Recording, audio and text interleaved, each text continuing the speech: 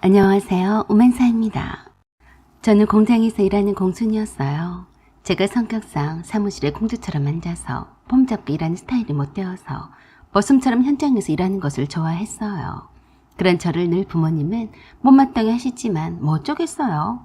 제 적성이 그런걸요. 저희 집은 다른 집들과는 반대였어요. 오빠는 가시네 같았고 여동생인 저는 머슴 같았으니까요. 부모님께서 얼마나 장남인 오빠를 애지중지하시며 싸고 안고 키우셨는지. 결벽증이 남달랐던 오빠는 더러운 것과 벌레를 끔찍이도 싫어했어요. 아빠가 운영하시는 자동차청 공장이 여러 개 있었음에도 불구하고 단 한 번을 현장에 와서 관리 감독할 생각을 하지 않았어요. 맨날 저에게 떠맡기곤 했습니다. 저도 싫어하진 않았거든요. 기계를 만지는 것을 좋아해서 특히나 일본으로부터 들여온 중고기계가 들어올 때마다 제가 직접 나서서 확인해야 직성이 풀렸어요. 오빠는 기계의 기자도 모르는 맹충이었어요. 머리도 저보다 좋지도 못해서 부모님의 재력을 어찌어찌해서 미국에 유학을 다녀와서 역시나 부모님의 덕으로 자리 하나를 꿰차고 시간만 낚을 뿐이라서 어쩔 땐 답답해서 제 복통이 터질 것만 같았습니다. 하는 일이 없었거든요.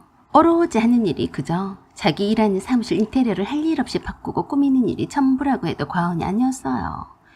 일은 다 저나 밑에 있던 직원에게 맡겨버리는 탓에 저만 일복이 터졌어도 무사태평이었습니다.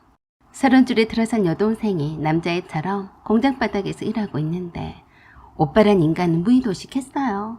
저런 것 똑바라고 제 앞에서 주름을 잡는 것을 보면 우라통이 터질 때가 한두 번이 아닌데 부모님은 그런 오빠에게 관대하기만 했습니다. 그게 다 아들 하는 할머니 때문이었어요. 아들이 뭐라고 그렇게나 멍충하고 맹한 오빠를 싸고 도는지 기도 안 찼습니다. 저는 계집애라 오빠만큼 귀한 대접도 못 받고 산 느낌이었어요. 오빠와 비교해보면 말입니다. 엄마도 아빠도 할머니 눈치를 보느라 오빠한테 잘하는 것 같았어요. 아들이 귀한 집안의 손자라며 저희 부모님보다 더 싸고 돈 할머니가 더 문제였어요. 그날도 열심히 공장 바닥에서 다른 공순이처럼 유니폼을 입은 채로 기계를 만지고 있었는데 어떤 아줌마가 저를 찾아와서 공장 입구에 있는 경비실에 기다리고 있다고 했습니다. 누구라고 안 했어요? 네, 무조건 나 충금씨 만나러 왔다고 하는데 왜 못 들어가게 하냐고 아까부터 죽치고 소리를 지르고 있습니다. 알았어요. 좀만 기다리라고 해요. 일하는 중이니까요. 저는 기계를 점검을 하고 있는 중이어서 예민해 있던 상태였어요. 한참 후에 나갔더니 생판 처음 본 아줌마가 씩씩거리면서 저를 맞더라고요.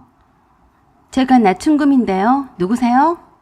그 아줌씨가 저를 아래 위로 훑어보시더니 그랬어요. 네가 나충금이야? 아줌마, 누구신데 초면에 반말이세요? 아주 맹랑한 애네. 무슨 부잣집 딸이라고 하더니 이게 완전히 내 아들을 속였네. 아줌마 아들이 누군데 그래요? 그러자 타짜고짜로 제 뺨을 후려쳤습니다. 순식간 일이라 제대로 얻어맞았어요. 거기 있던 직원 3명이 놀라서 그 아줌마를 말렸습니다. 참 어이가 없어서 제가 살다가 이런 경우는 처음 당했는데 황당하더라고요. 이게 아주 사람을 갖고 놀려고 하네. 네가 모르면 누가 안다고 그래. 도대체 내 아들을 어떻게 했길래 공순인지도 모르고 결혼한다고 그러냐? 야, 아무리 그래도 머리에 피도 안 마른 것이 어른을 상대로 행여나 사기를 칠까 싶어서 내가 이 두 눈으로 확인하려고 왔다. 감히 공순이 주제 교수 집안을 넘봐? 라고 하면서 사무실 테이블에 있던 물병을 들어서 저에게 던졌어요. 뭐 이런 역 같은 경우가 다 있나 했습니다. 네, 참 무슨 아줌마가 생긴 것하고는 다르게 힘이 장사인지 모르겠더라고요. 왕년에 한 가닥 했었나 싶었어요. 말리는 직원들을 밀쳐가며 저에게 돌진을 했습니다. 그리고 일어나는 저의 멱살을 바로 낚아채더니 막 그랬어요. 야, 너 내 아들이 그렇게 우습게 보였냐? 네가 얼마나 요사지를 치고 사기를 쳐댔으면 결혼 말까지 나와. 너 콩밥 좀 먹을래? 아줌마 아들이 누군데 그래요? 직원들 앞에서 정말 창피했습니다. 경리를 보던 여직원이 놀라서 뛰쳐나가더니 다른 여직원들을 끌고 와서 삥 둘러서 구경이 났어요. 단조롭고 무미건조한 이 한적한 공장의 흥미진진한 사건이었죠. 미친 대가 아줌마를 상대로 제가 또 미친 척하고 덤빌 수도 없어서 제가 차분히 그 아줌마의 팔을 잡고서 말했어요. 아줌마, 홍식이 어머니이신 것 같은데요. 번지 잘못 찾으셨어요. 뭐야? 감히 이게 어디다 대고 또 사기를 치고 자빠졌어? 라고 하면서 손찌검을 하려는 듯이 팔을 들어 올리자 갑자기 뒤에서 부르는 소리에 놀라서 얼음장이 되어버렸습니다. 김말년 씨, 김말년, 그 손 내리지 못해? 나한테 죽고 싶어서 찾아온 거야, 김말년 씨? 바로 저희 아빠였어요. 한 번씩 공장 손실을 도시곤 하셨는데 때 맞춰서 잘 오셨더라고요. 아빠한테 이런 모습을 보여드리는 것이 쪽팔리긴 했지만 그것도 잠시 아빠가 어떻게 홍식이 어머니를 아시지? 그게 더 의아했습니다. 그렇게 날뛰던 홍식이 엄마가 아빠 앞에서는 고양이 앞에 생쥐꼴이었어요. 아, 오빠. 김말년, 내 눈앞에 나타나지 말라고 했지. 감히 내 딸한테 너 뭐하고 자빠졌냐? 그제서야 저와 아빠를 펑갈아 보더니 바들바들 떨며 비굴하게 두 손을 모으면서 그랬어요. 충금이가 오빠 딸이었어요? 그래, 내 딸인데 지금 뭐하는 짓이냐? 아니에요. 제가 뭔가 오해를 했나 봐요. 오빠, 정말 잘못했어요. 저 원래 이런 사람이 아니에요. 절대 오해하지 마세요. 오빠, 우리 병삼이 잘 있어요? 한 번만 보게 해주시면 안 돼요? 상황에 맞지도 않게 뜬금없는 소리였어요. 병삼이? 누구야, 아빠? 제가 아빠에게 묻자 그때서야 상황이 파악이 되었는지 머리를 수십 번 조아리다가 나가는 것을 언제 오셨는지 할머니 말이 꼬꾸라졌습니다. 이런 못돼 처먹은 것이 다 있나? 내 금쪽 같은 소녀한테 해코지했는데 내가 그냥 보내줄 줄 알았어? 아빠는 그때서야 할머니를 모시고 공장에 왔다는 사실을 깨달으셨어요. 그리고 할머니가 운전기사에게 넘어진 홍식이 엄마를 잡아다가 할머니 앞에 무릎을 꿇리게 했어요. 홍식이 엄마는 할머니를 보자 마치 마귀 할멈이라도 본 듯이 사시나무 떨듯이 떨더라고요. 참 희한해 보였습니다. 너 고개 좀 들어봐라. 내가 눈이 침침해도 너 하나 못 알아볼 줄 알았냐? 이 여시야. 내 아들한테 돈 보고 달라붙어서 안 놓아주려고 영을 쓰더니 그새 또 내 손녀한테 달라붙었냐? 너는 전생에 나랑 원수 먹었더냐? 왜 우리 주변에 뱅뱅 도는 거냐? 그리고 병삼이가 누구야? 할머니께서 홍식이 엄마를 알다니 놀랄 노자였습니다. 내 말 안 들리냐? 병삼이가 누구냐니까. 입주댕이 자꾸 달았다 이거야? 그때 아빠가 안절부절해하며 그런 할머니를 말린 것이 잘못이었어요. 눈치 백단인 할머니가 그걸 더 이상하게 여기셨거든요. 의외로 사건이 이상하게 전개가 되었어요. 니그들 나 몰래 뒷구멍으로 만나고들 다녔냐? 그러자 거의 동시에 아빠와 홍식이 엄마가 그랬어요. 아니에요, 어머니. 엄마, 그런 거 아니에요. 그래? 네 남편이 대학 교수라고 들었다. 어디 잘난 교수 네 남편 얼굴이나 한번 보자. 김 기사 연락해요. 저 여시 남편 일 오라고 해요.